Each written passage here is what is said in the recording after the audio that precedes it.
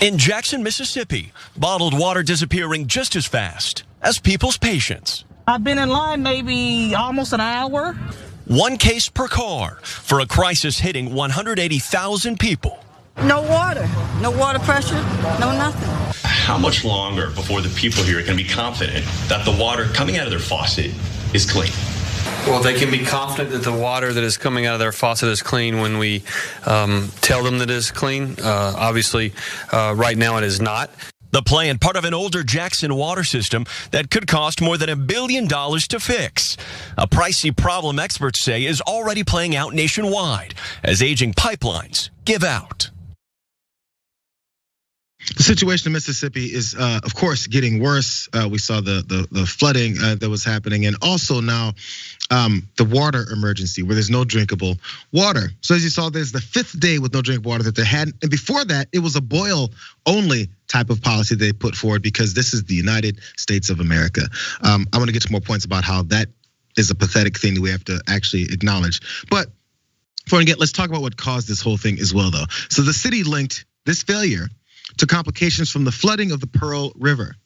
But Governor Tate Reeves, who declared a state of emergency, said that the cause was unknown and that the city-run water treatment plant had been poorly operated and understaffed for years. Sounds like a passing of the buck there a little bit. So anyway, the residents did say that they saw this coming though for a long time. So it wasn't just like, oh, the flooding happened. This is something that just, we had no idea what happened. It was unprecedented. And then the city it was prepared all the time before, but this just went above and beyond anything we could have imagined. No, they saw it. Watch some of these residents talk about it.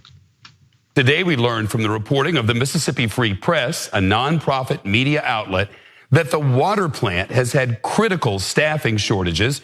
And according to the EPA, there's no evidence the city even tried to fill the positions. In 2015, inspectors found lead in Jackson water. And in February of last year, an ice storm left tens of thousands of Jacksonians with no water for a month in the middle of the pandemic. Now, water system failure. The schools are closed, virtual learning only. Many restaurants and stores shuttered, offices empty, families scrambling. The lack of water was due to a lack of pressure in the system. The water is not safe to drink, and I would even say it's not safe to brush your teeth with. Today, the governor declaring a new state of emergency, announcing a total or near total loss of water pressure throughout the city and surrounding areas.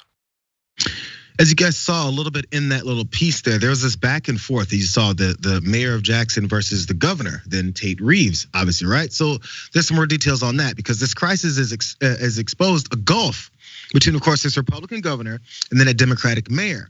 As I mentioned, Chokwe Antar Lumumba. Reeves, the governor, said that he didn't invite Lumumba to Monday's news conference. The mayor of the city that we're talking about was not invited to the news conference. And he said, I can't comment on what effect the flooding may or may not have had. Maybe you should ask the guy who's the mayor of the city that you didn't invite to the press conference. I don't know, maybe in the background they're actually having lovely conversations. But you know what? There's more failure from those politicians. And I'm gonna compare this to what we talked about with what's happening in I think it's Pakistan right now. So this neglect in turn was essentially a political decision. Mississippi as a whole, despite relatively low income by US standards, surely has the resources to provide safe drinking water to all its residents. Isn't it a damn shame that sentence has to be written in talking about the United States of America? They surely should have the resources to provide water. Okay, however, Jackson, a largely black inner city core whose economy has been hollowed out by white flight, does not have that. And the state refused to help even as the coming water crisis became ever more predictable. And lastly, but never fear, back in April, Governor Tate Reeves, who's a Republican, announced that he is making an investment in Mississippians. And by an investment, he meant a tax cut rather than spending on education or something like infrastructure. Do you know why? I think you know why, Jackson. Because those folks in this city specifically, and especially probably in the poorest parts of the city, they didn't pay him. They don't have lobbyists, they don't have attorneys, and they don't have billions of dollars to pay him so he can get back into office and screw them over. He works for the people who pay him. Yeah, of course, the 180,000 people in the city of Jackson, the largest city in the poorest state in the nation, which also is a Republican state. They don't have drinking water. But I don't overlook, which I'm sure none of you are, but don't overlook how avoidable this was. we've had regulations and measures to make sure that people have drinking water for hundreds of years, even thousands if you go back. Like, people have known about how to keep supplies clean for a very long time, because when stuff like this would happen, you're talking about 180,000 people. That's a whole city state that could just be dead.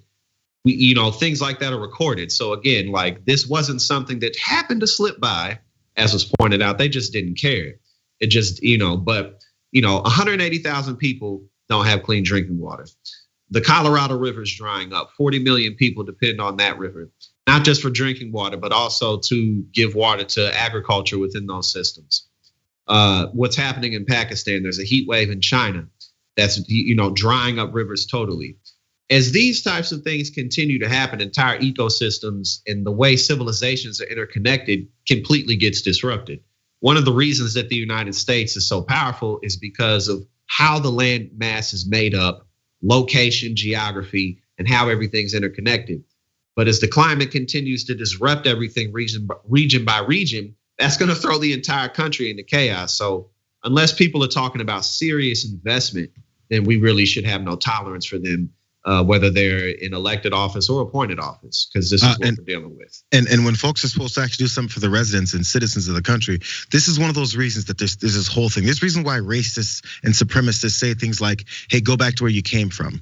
And it's also where they say, like, we're the shining example on the hill. We're the greatest nation this world has ever seen. We're the most powerful, we're the richest, we're the most free. All these positive things that we like to say about ourselves because we're superior to other nations. This is one of those things that's supposed to be the reasons why you want to be an American. The reasons why, if you're lucky enough to be born into this country, why it's like a thing. And if you live in this country and you're a citizen, you pay taxes. I don't give a damn even if you don't pay taxes, because you're this damn poor. You don't get drinking water. You don't get clean water. There's a story about a lady who's bathing her kids in bleached water and praying that it doesn't hurt them.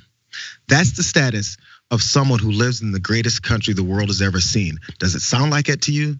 Or does it sound like they don't care about certain citizens? And we can see which citizens those are. And oddly, it's the same citizens that were mistreated, that were their ancestors being enslaved, and then not given an opportunity to take part in that American dream. And we see it right in front of our faces. Or we can just keep denying it.